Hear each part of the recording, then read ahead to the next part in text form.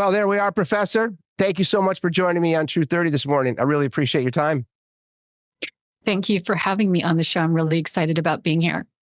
So I've already pre-recorded your impressive background for my iTunes, Spotify crowd, but it's so relevant to my questions and themes today that I wanted to repeat a bit of your storied past. So just bear with me here for a sec. You're a reporter for the San Francisco Chronicle for 11 years, the Associated Press, a content producer for Yahoo, a visiting lecturer at UC Berkeley School of Journalism for many years, a visiting workshop facilitator at the Women's Media Center in Washington, D.C., and you've been a professor of journalism at San Francisco State University for 20 years. So needless to say, you are a qualified expert on our topic today, which is the state of journalism in 2024.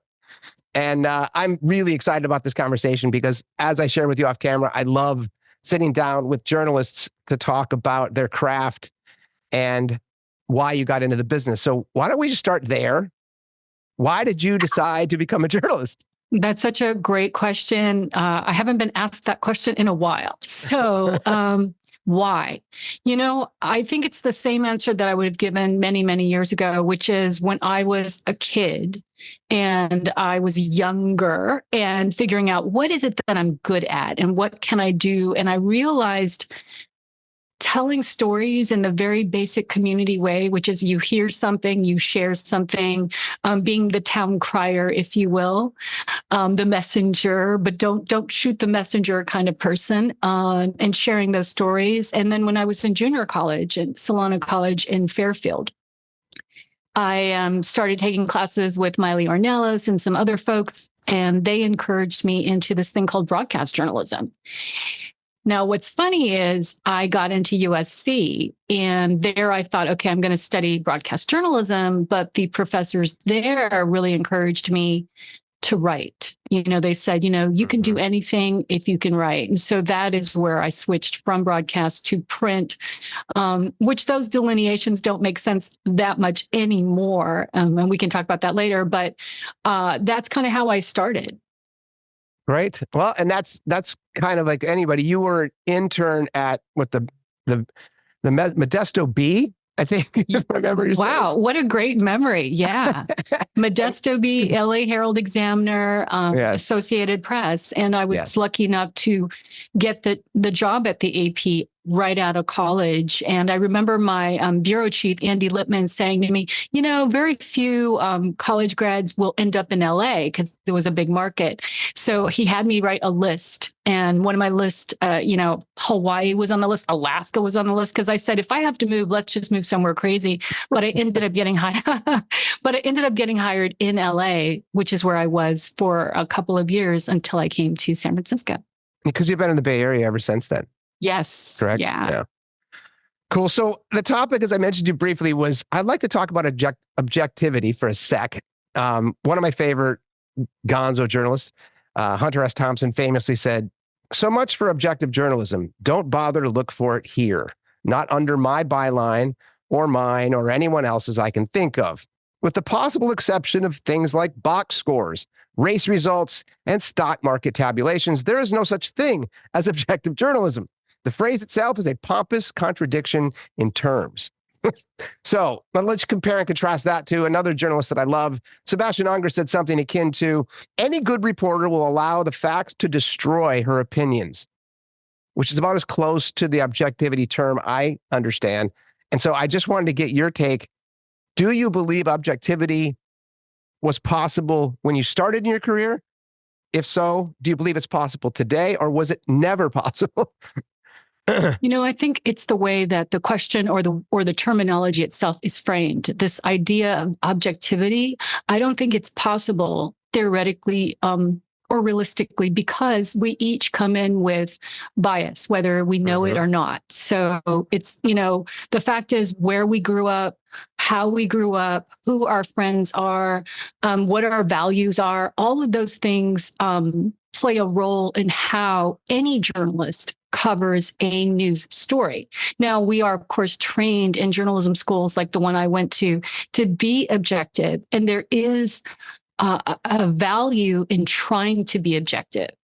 which is when I go out and cover a story, I want to hear all sides, which gets to what Sebastian said. And I agree more with that, which is, I always tell my students, you go out, you cover a story, but if you come in and you already know the answer, then it's not journalism. It's something else. And there's a place for opinion. There's a place for critical review. There's a place for all of that. But when you're covering a news story and you're saying to your readers, your listeners, your viewers, I'm giving you a news story, I feel like you should be able to go out and talk to everyone, even the people that you don't feel comfortable with, what I call getting outside your comfort zone, so that their voices are represented in that story. And if they're not, there's something missing from the story.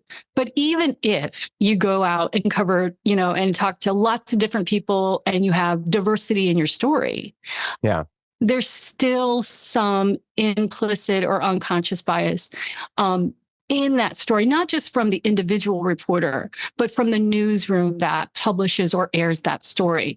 We could look at ABC News and compare that to CNN, for example. We could compare that to MSNBC, and we will see universal or institutional differences in the way stories are reported, the selection of stories. So I really have, I think when I first started, and certainly when I was in J school, I definitely tried to hold up the, the mantra of, yes, I'm objective. But I think that the reality is the best we can do is to be fair and to try to be neutral in making decisions about what's happened and giving, the audience all of the information so that they can ultimately decide what's true, what's not true, and what's wrong and what's right. I like that a lot. And I think that the one thing that specifically in our culture over the last 3 or 4 years, you're seeing a lot of, our August publishers like the New York Times, the Washington Post, have taken a lot of, I think, somewhat valid criticism for leaning a little more left than they used to. And as someone who's been a longtime reader of both publishers, I tend to agree. And so there was one of those, the big hoopla that took place with James Bennett's removal from the New York Times after the Tom Cotton piece. Arthur Sulzberger published a piece in May of 2023 called Journalism's Essential Value, which was in part response to that, in the sense that, hey, we at the New York Times are attempting to be outcome agnostic, maybe not objective, but we really are trying to do this. And it's one of those things where it's hard for a lot of people in our discourse today to believe that these large newspapers, specific to something in our industry called audience capture, right? That 91% of their demographic is Democrats. And so if they publish a piece like the Tom Cotton article, that was not well received by the group. How do you think these publishers best deal with that level of scrutiny, or let's just say the optics of something like the Tom Cotton piece? I think we have to be ready to deal with scrutiny or criticism or critical look. Under the SPJ Code of Ethics, Society of Professional Journalists, one of the principles is to be transparent and to be accountable. And so if your readers at the New York Times, or when I was at the Chronicle, I served in this role as deputy ombudsperson. And in that role, I did get to hear from the community about, hey, the Chronicle covered this story this way, and we think it was not very fair. And being in those meetings and hearing from all sides about what we did wrong or what we could have done better really gave me a different perspective of journalism, which is that you do the best you can. You report the story hoping that you've covered all sides of it. But the reality is your community is going to tell you differently. And we should be able to hear them. We should be able to listen to them. And we should be able to change or to do whatever we need to make sure that we heard all sides. And if there is a valid criticism, we should also acknowledge that. Yeah, and there's also the discussion specific to the business model. And in your early tenure, newspapers had about a 25% gross margin in their business models, which was amazing. Classifieds and ads, and it was obviously a lot of things took place to decimate that business. But the idea there is, and this is what I read a lot about specifically on the New York Times and the Washington Post, is that the audience capture itself has changed what you mentioned earlier, what they report on, where they put above the fold, what headlines they use. So, I mean, obviously, to your earlier point as well, is that there's human emotion involved. And so, do you think that a paper that has a 91% view, the same diversity, they don't have viewpoint diversity as far as their audience readership, but they are leaning towards that audience to make sure they keep them, right? Is there? Yeah. Go ahead. No, how do you kind of play with that conflict? Okay, so I can only speak of my own experience because I don't work at the New York Times. Right.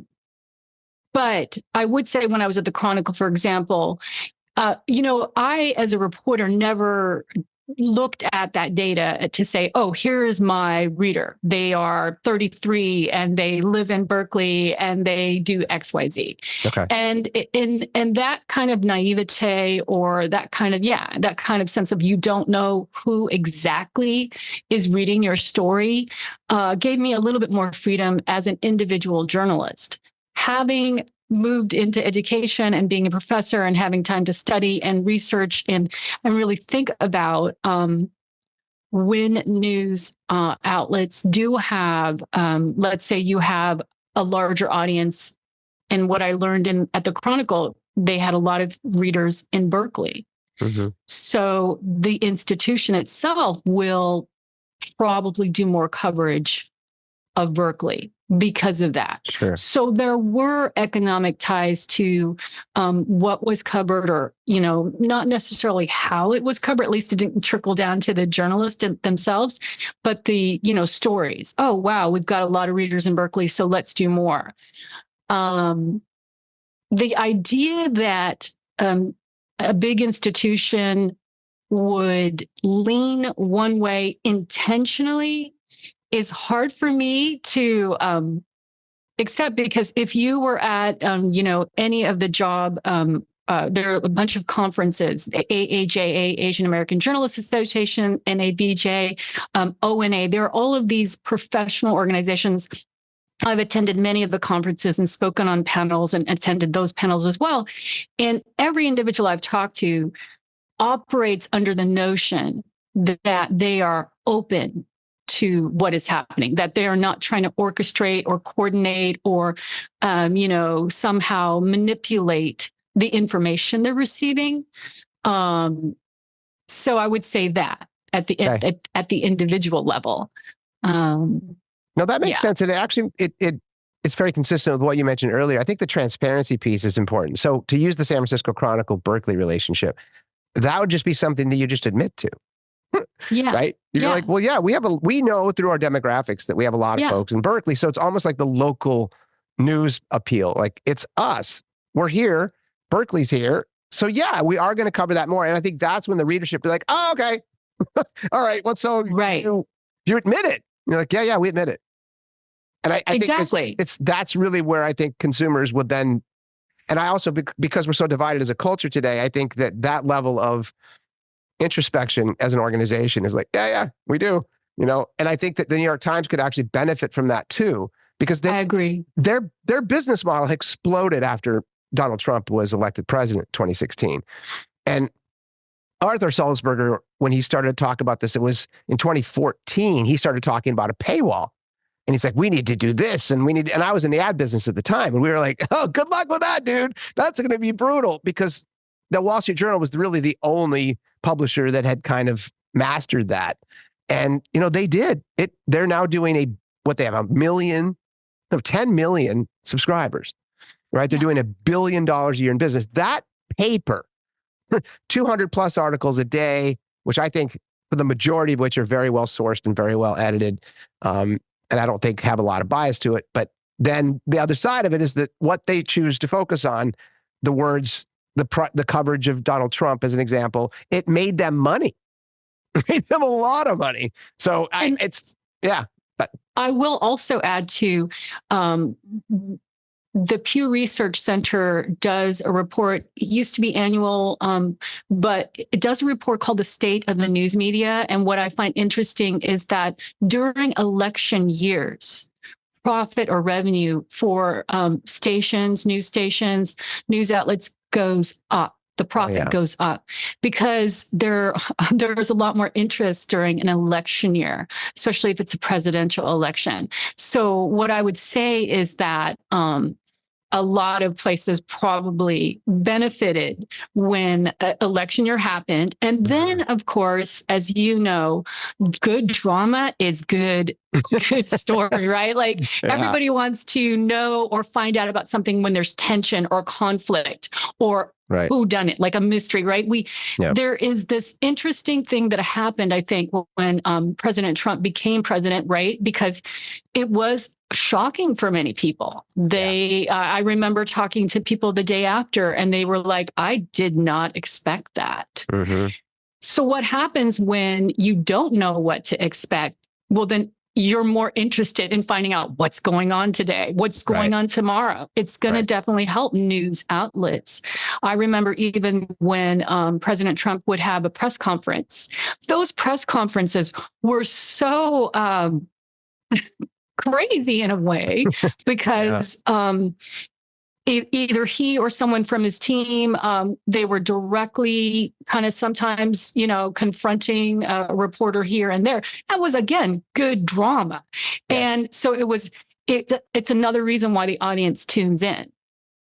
And, exactly. And so I think that's part of when things seem calm, when things seem like, oh, I know what's going to happen here. Or for example, we have President Biden in office. And so you can tell there's less coverage in many ways than there was during the Trump era. And if someone has done some research, I'm sure they have, but if we were to pull it, we would probably see that there's less coverage. And I think that has to do with this idea of a central theme in good story is conflict. And when there is no conflict, we tend to, oh, well, I'll do something else as a reader or a listener.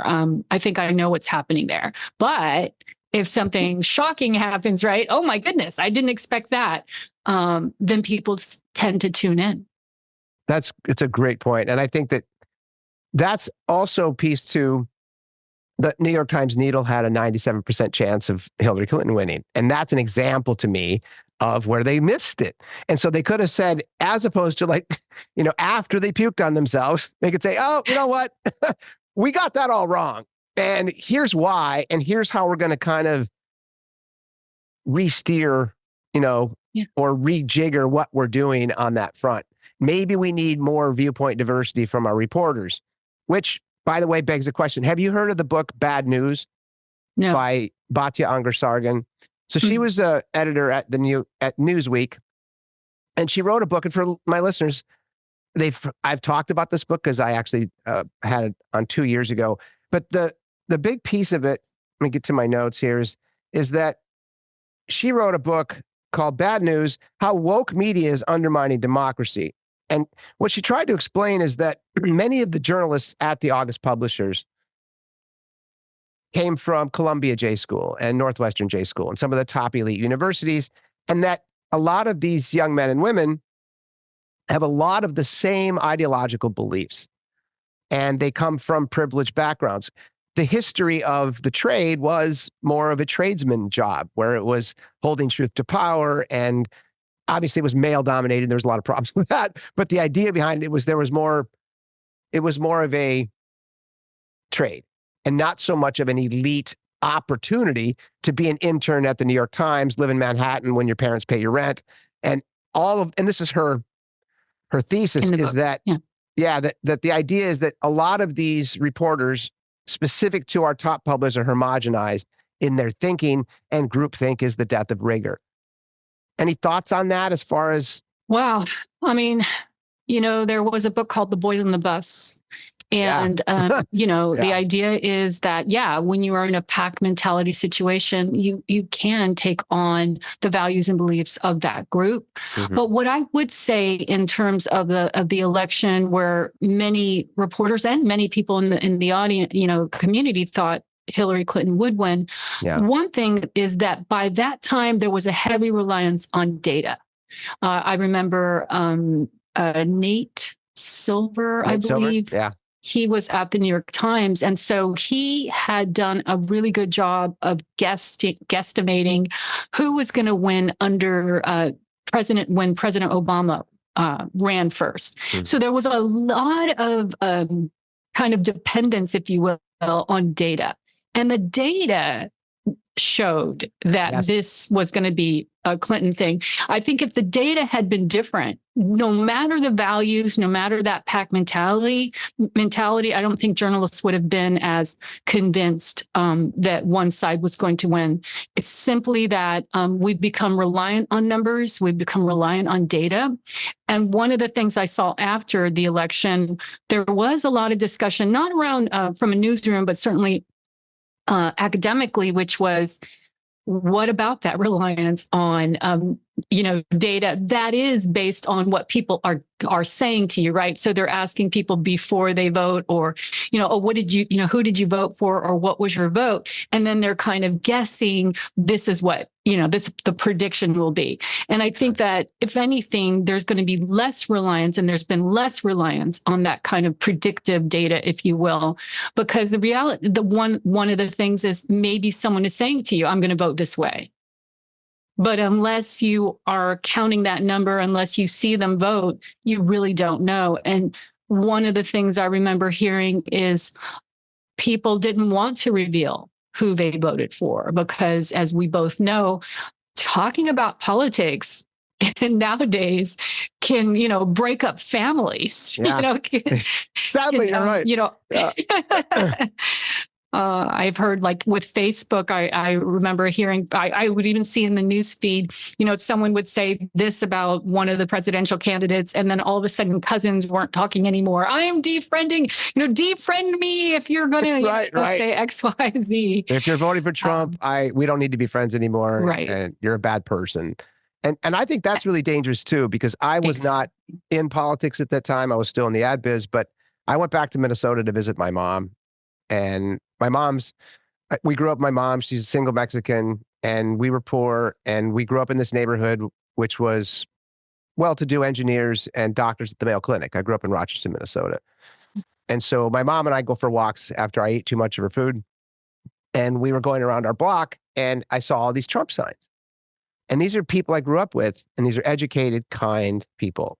And I said to Mom, how, because she's conservative, she votes on one issue, which is abortion. She's pro-life. Mm. And she was adopted. So that's one of the things that she just holds sacred. And so I said, are you going to vote for Mr. Trump, Mom? And she said, I think so. And I said, is it because of, pro-life? And she said, yes. And I said, okay. I said, I still love you. And then she laughed, and we hugged it out. I said, I don't think he's a good man, just to be clear. And we didn't get in a big fight, but my cousins and everyone I grew up in that area they wear the red hats, even in their Christmas cards that I have on my mantle. And we talk about it, and we don't hate each other, which is fortunate, because it's something where I'm their favorite liberal. They make that joke all the time. And when I got back to California, I said to my friends, I said, guys, Trump's going to win. And I went online and talked about it. We should have talked to you. Well, the journalist should have called you up. I did brag there, which is cool because I'm, but the reason I mentioned that is because it didn't take a lot of digging to see the tumult on the ground, right? It was, to your point, big data. And I've spent so much time in big data in the advertising business. I get it. But the data, it doesn't show, and you actually nailed it, is that when you come out of a voting booth, people don't want to admit, because they don't want to get chastised. They don't want to feel less than. They don't want to get in a fight or get divorced. So exactly. There's that. And then there's this atavistic model of historical polling, which is landlines. Yeah. So people were like, who takes a landline phone call and then listens to people and does an actual survey? It's like older people and people kind of set in their ways. And so it's going to be skewed data at the best, right? It's not going to be something that's going to be, oh, this is amazing data, and we've cleaned all these problems, and we did this regression analysis, and now it makes total sense. It's like, oh, yeah, we're kind of off there. And I think that's a part of what Batya Ungar-Sargon, the author of this book, was talking about, because we do get in this group bubble. You and I live in the Bay Area, and I can tell you, we live in a bubble, right? It's just. I was just about to say that. I think we do. And I think as I was saying to my students the day after, I was teaching a class, and the students were shell-shocked.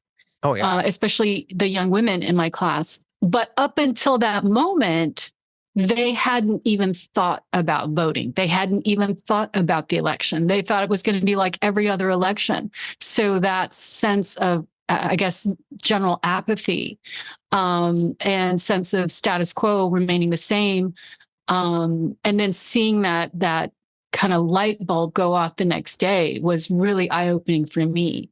One of my students ended up writing a blog about her reaction to the election. But up until then, she didn't really talk politics. Right. So,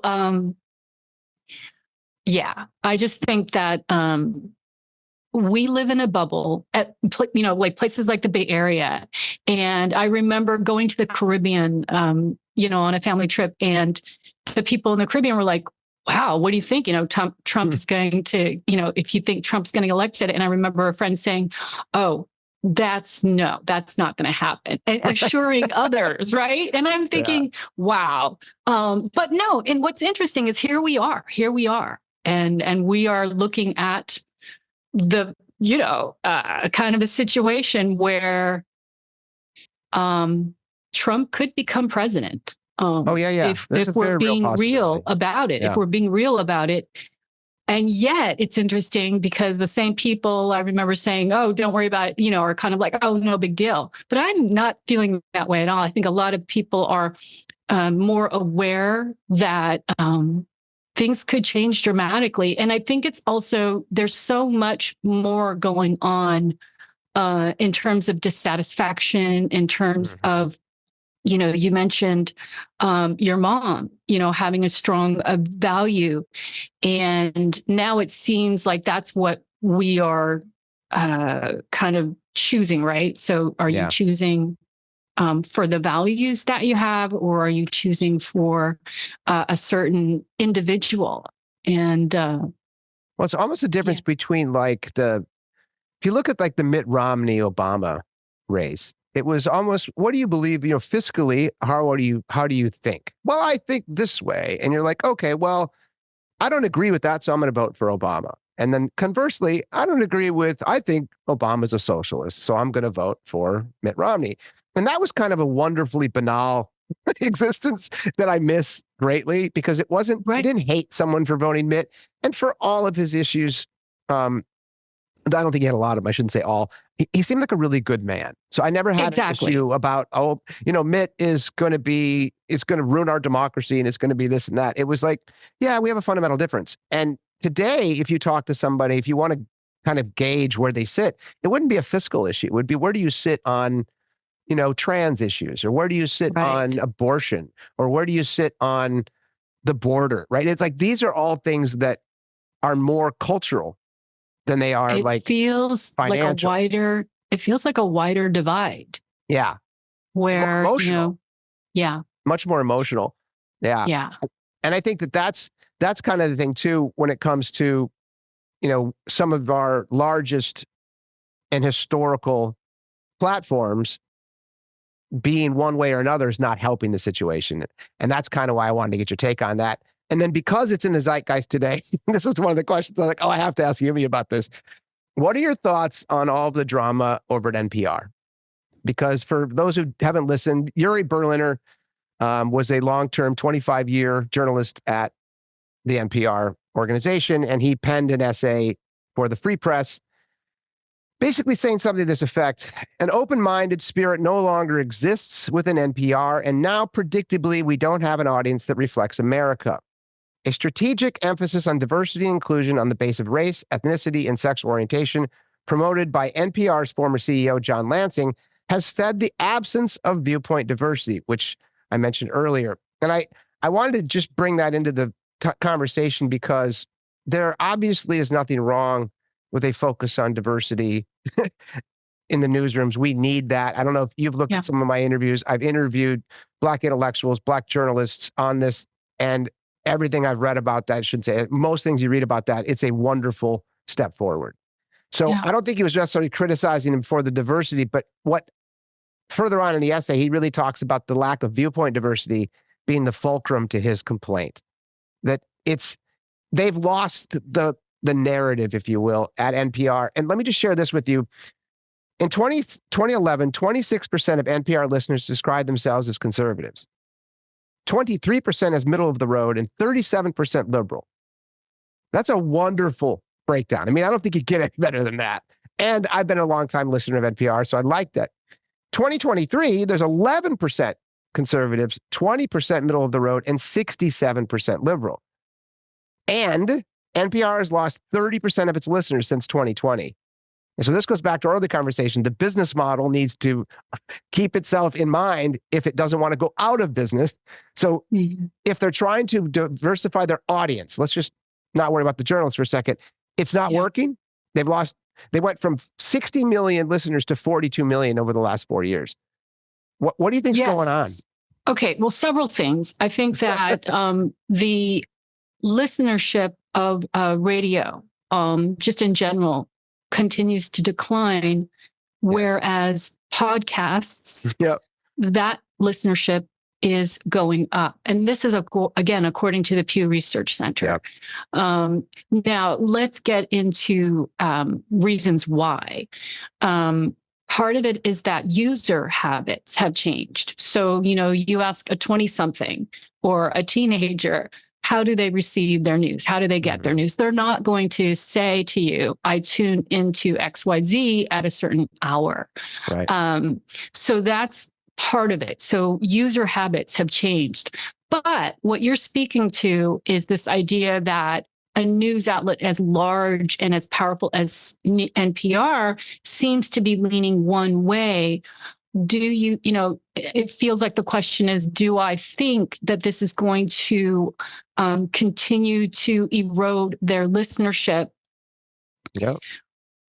Well, I'm not so sure, and here's why. Okay.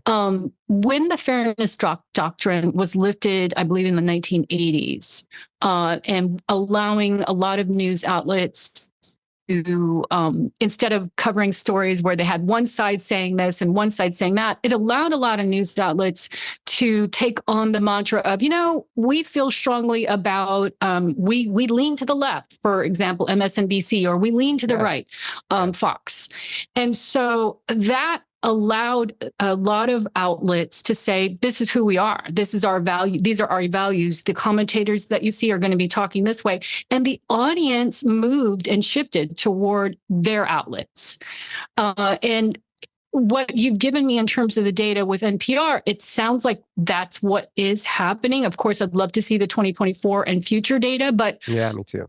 So what I'm saying is, I'm not sure if let's say a lot of them do lean to the left and that audience, but if that audience keeps growing, then NPR could have a decent economic model of continuing of longevity, but it would change the way that we look at NPR, wouldn't it? Right? Yeah. Because we've looked at NPR and we've looked at the New York Times and we've looked at so many of our long-term institutions in the US as places where if I want to go find out what's really going on, I can go to NPR and I'm going to get the full story. So from that vantage point, I would definitely want NPR and New York Times and all of the other places to work harder to represent all views.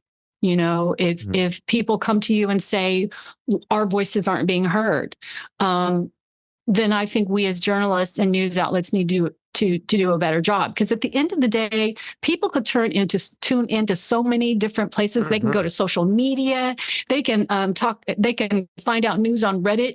They can go to YouTube. They can go so many places. They don't really have to be listening to what we once called the gatekeepers, right? Up until the 1970s, you had places where you had to go, right? I got to know what's going on. I got to go to Nightline. I got to go know what's going on. I got to go to the New York Times. That's really not the case anymore. But if you want an audience that believes that you are representing all, then, you you've got to do more if you see that your listenership is going down in one area. And I think that was the whole push for diversity in a sense, right? That people of color or communities that have long been marginalized or underrepresented by some of these larger institutions were saying, hey, when you cover, our community here in Oakland, you only talk about the negative things. And so if that news outlet continues to only do that, well, then that community is not going to listen anymore. Because the idea really is, if I want to find out, so the latest would be today, let's say there's a big story and I want to know what's going on. And I want to go to a place where I feel like I'm getting all sides of the story.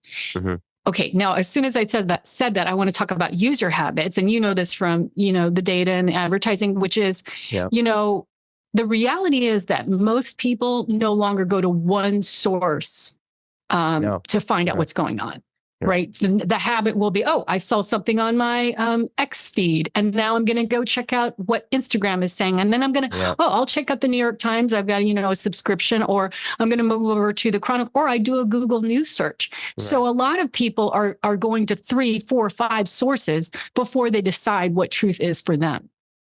So that's another thing that's happening. That is true. They're triangulated on their own, right? They don't have to, they don't trust it. And I think that's a piece of, and maybe that's a good segue into kind of your background in the changing landscape of media. You've, again, been a visiting lecturer at UC Berkeley School of Journalism, where you teach social media courses, and you're exploring how AI is transforming the field. And you've written a book called Social Media Journalism that really talks a lot, and there's just a couple of pieces in the book that I thought were relevant to the discussion. You talk about the evolution of social media and journalism, where the jobs are, the legal and ethical considerations of all of these. How is social media affecting the trade of journalism today? Well, it's funny, when I wrote that book, that was like a few years ago. So much has changed with social media, right? But I had the opportunity to work at LinkedIn, and I think it was like 2012 to 2015, around those years. And it really blew my mind, because I was in a tech space, but so much of it had to do with the impact on communications and how people receive and disseminate their information and their news.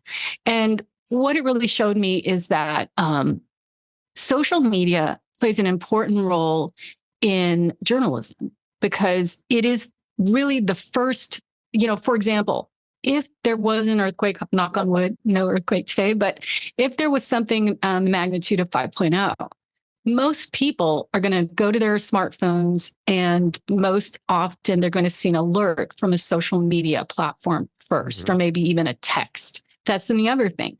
So the reliance on going to, I've got to look up the New York Times right now for the earthquake, or even the Chronicle. That's probably not the first instinct of the user or the person, right? But if they want to know exactly what happened and how it happened and more details, yes, people are still going to the larger institutions like the Chronicle or NBC or NPR, right? So at some point, when the first news happened, you're like going wherever it is. But at some point, a lot of people will go, let me make sure that this wasn't just gossip or rumor or, So there is a role that social media plays in our lives and in journalism, but there's also a role that good, and when I say good, I mean fair and balanced news outlets play in people's lives as well. It's just different from the past, where they were the only ones, and now there's just a larger field of people producing information. This isn't to say, go ahead. No, go ahead. You finish. Well, but this isn't to say, the thing I've missed in this conversation, so far, is that the other thing that's happened, and this is what worries me more, is that because we've been able to program the algorithms on all these various platforms to give us only the information we want. So let's say I'm looking through my news feed, right? And I get upset because someone has published a story or an issue I don't like. Well, I hide that story. I take some action. The problem is that now you're informing the algorithm, and the algorithm says, well, Yumi only likes stories about this. Right. And that is a problem, because then I'm missing certain viewpoints, I'm missing perspectives, and that is where the bubble gets worse. And that bubble gets bigger and bigger and thicker. And then, of course, it's like shock when certain outcomes happen. So that's my concern about the way that we can choose what we listen to, where we listen to it, and how, because we're not getting the full picture a lot of times. Yeah.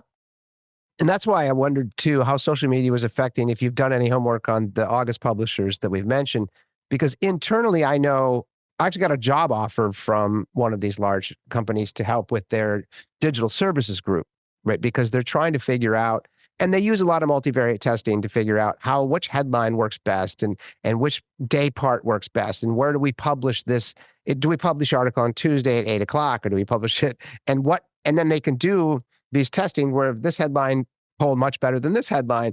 And so not only is the algorithm feeding things to social media, to our users, the publishers themselves are using a lot of the same technology to understand their demographic, their ethnographic, their psychographics, everything to do with the audience, so that they can feed them stories on that front. And then they obviously made the devil's bargain with Facebook a long time ago that, hey, we're going to post our stuff on Facebook and everything's going to be great. And it's like, no, that didn't work out real well. And I think that social media is so important, because if you talk to a lot of youth, and you obviously are on the ground there with your students, a lot of them do get their news, from TikTok and Instagram and Facebook.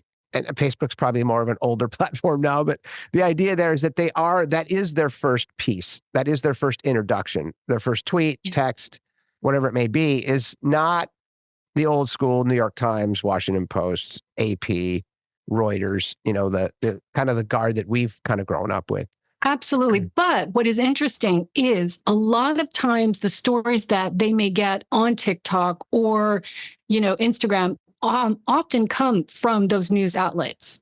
And that's the piece that people aren't seeing. Like, for example, an Associated Press story, while people might not go to the AP website or go to an outlet that has published the AP story, that story that's being shared now via TikTok or being talked about by an influencer on Instagram is actually an AP story. Right. So, that's the other part of the puzzle that is interesting, that if you can provide the most accurate and detailed information, your information is being used, but it may not be cited as, oh, I went to the AP today and this is what they said. Yeah, and that goes back to what you mentioned earlier around polling data and shifting of the media landscape, because a lot of the young people don't even know that it was an AP article that they read. So the attribution itself, from a journalistic standpoint or a media standpoint, because that's what we had to figure out with our clients. How do we attribute success? How do they get this ad in front of them, right? Who takes credit? Was it the broadcast, or did they see it on digital, or did they see it on an out of home? Did they see it in the bus stop? Like, where was it? And then how do we know they got the ad, and how do we know that we served it to them? It's the same kind of thing. We may not even know with NPR's data if they're getting listeners on YouTube or TikTok that are listening to NPR content, but they don't even recognize it. So when they're being interviewed in a poll, they're like, I stopped using that. You're like, you didn't. It's because you're still kind of getting pieces and parts of it based on your social feeds. Yeah. I mean, and I think with, the earned media aspect of it, it's really hard if you are, saying, here's all the coverage we got, and you're not able to trace those steps. Right. I think one of the things, when I talk about social media and journalism and the ways that, news outlets and individuals can kind of make sure they get credit, is to try to have their article, to link your article, to have link go back to you. So if that can happen, at least you're going to, through that social media exposure, if NPR can be mentioned, a lot of people who may not have even thought NPR was a source or AP was a source, a lot of them will go to that original source to make sure, Right. So there is some benefit, even when others are sharing a story that maybe AP wrote or the Chronicle wrote. It doesn't solve the business model problem, I think, with Right. the diffusion of the market, you can say. But at the very bottom, I think for me, the foundational level, a lot of these stories that are being shared do come from a lot of these outlets. Yeah. No, they do, because I actually track a lot of it just because I'm curious about Okay. that. All right. And you mentioned something also in your book specific to the rise of fake news and its impact on journalism. Social media is obviously a wonderful platform for fake news because they are under the Rule 230. They're not a media company, so they're a platform. They being Facebook and Instagram and Twitter and the like. So what do you in your coursework, because I know they do this now in Scandinavian countries and parts of the EU and Australia and Britain, they're actually teaching the youth how to discern fake news. And that's something that, to your point, 2 years ago when you published the book, there's a lot that's taken place since then. TikTok's really growth has been exponential, and the algorithms are even more intelligent. And so all of that's happening. But my first question would be, what were your thoughts on social media and fake news? Are you talking to students about how to be more critical in their thinking, to triangulate the source before they get outraged? Is that something you guys are taking on? And then the second question would be kind of what the AI piece of that looks like for you, because that is going to put fake news, disinformation, misinformation on steroids from my limited research. Well, what I try to say to students or anyone trying to understand the media in the US more is that when you do a Google search or, keyword search on any platform, the stories that you receive on page one, some of them are sponsored, some of them are ads. So we just have to do a better job. This speaks to media literacy, which is just because you see it at the very top of a search doesn't mean it's the most accurate or the most comprehensive. It requires us to dig a little bit, maybe go to page 3 of a search on, if we're looking for, the latest on a big thing that's happening. Having said all that, the other thing that's happening is you can look at URLs. And so that's something I teach where, okay, you've found an article on, San Francisco State currently has some students who are protesting, right? So let's say you find a story about that because you do a keyword search. The key is to look at the URL, to look at the about, who wrote that, to take some time to find out, okay, you see an article, looks like a news article, you see a headline, looks like a news headline, looks like, just like you'd see in the Chronicle, for example. But take that time to go to the about page, find out who's behind that. And it doesn't necessarily have to change your opinion of the article. It just makes us smarter, right? We know where the information is coming from. We know who's getting involved in the discourse of this issue. And it just hopefully will force, and this is what I tell students, just keep looking. I, as a journalist, the way that I practiced and the way I teach is I'm not trying to convince someone to believe what I believe. And that's, I think, what I love about being a journalist, as opposed to being in many other disciplines. My job has never been to go, okay, here's what happened, and don't you all agree with me? Right. This is wrong, or this is bad, or this is good. And yet there are lots of disciplines that work, on this right or wrong, or yes or no, or clear and unclear model. But I feel like good journalism is all about looking at that fuzzy area of, wow, all of these things have happened. What do you think? And what can we do more to find out what's really going on, looking underneath the hood? And I just finished a segment in my Becca 460 class about investigative journalism, which is why investigative journalism is so important. Because I think what a lot of consumers don't know is when you're looking at most stories, they're breaking stories or dailies. And that essentially means these stories are being produced at the speed of light within minutes sometimes. So that doesn't give the journalist a lot of time to call a number of sources to make sure their information is absolutely comprehensive. But an investigative journalistic piece, it can require weeks, months, even years. And oftentimes I have my students count the number of sources, some of these pieces. There were like 20, 30, 40, 50 sources. In addition, there were documents that were referred to. That type of journalism goes beyond the surface, and it really shows people, we did the work, which is, this is how it all started. This is what's going on now. This is who's accountable, and this is what they said. That type of journalism doesn't happen all the time. In fact, it doesn't happen enough.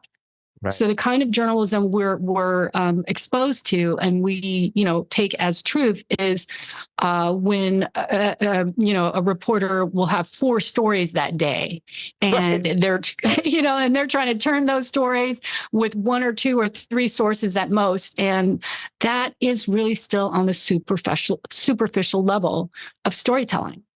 Yeah, and that comes from my background too, because BuzzFeed and Gawker, were the kind of things that popped up. I had buddies that worked at Gawker. I had blogger friends that worked at Gawker. I had buddies that worked at BuzzFeed, and it was that they were writing, 4 or 5 stories a day, and they were rewarded on that, by the way. So how many clicks did you get on your story? And so that's where they did the same thing. They optimized headlines. They looked at content, they looked at day parting, they looked at ethnographics, psychographics, demographics. Here's where we're going to put our story. We know, and it was the outrage machine, medicine. Like, what is the most pompous thing I can say or the most conflicted thing I can say? And I know I'm going to get readership based on that. So we kind of understand the deleterious effect of all of that over the last decade. But one thing also, and I you are fresh on this, but you are starting a AI podcast, correct? To explore what's happening in journalism in the AI front. So do you want to talk a little bit about why you wanted to do that, and then what that means to you? Like what type of topics, and is it similar to? No, I'll just finish there. Just why did you start it, and what do you plan on doing with it? Well, when I taught at Berkeley, I taught a J200 class in the fall of 2023. And at that time, the clear mandate was, let's not use AI. AI is not a tool that we're using at this moment in reporting and teaching reporting. So I taught that class, with no AI tools. And that winter, after that class, I got a call or an email from someone in China who I had met I had done some training, social media training there. And he said, what are journalists doing with AI? And I was thinking, not much, right? But I started doing research, and wow. Journalism is using AI like nobody's business. We mentioned AP earlier. AP has a number of tools now that basically rely on AI tools to produce a lot of information, a lot of stories. There are a long list of news outlets that are doing it. Now, why does it matter? It matters because AI, kind of like technology and social media and all of that, is playing a role in how journalism is produced, disseminated, and received by the audience. I think by knowing what is going on and knowing the tools that can be used, not to replace what journalists do and how they do it, but to enhance their work, I think that's the place we have to be. It's just after the research I did, and now I've been in the process of recording interviews with various folks, and this show hopefully will launch sometime at the end of May. But the idea is that if we know how to use the AI tools, then, for example, that reporter who had to do 4 to 5 stories can use those tools to not to just have AI give you the answer. You still go out, you still report, you still write, you still have original reporting. But how can it improve productivity?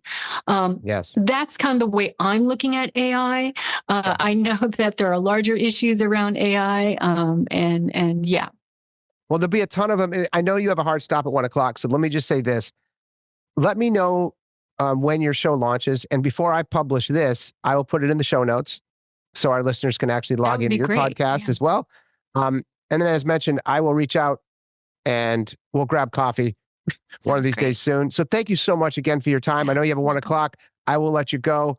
And I wish you nothing but continued success, Yumi. Thanks a lot for your time. Thank you. Thanks for having me on the show. Cheers.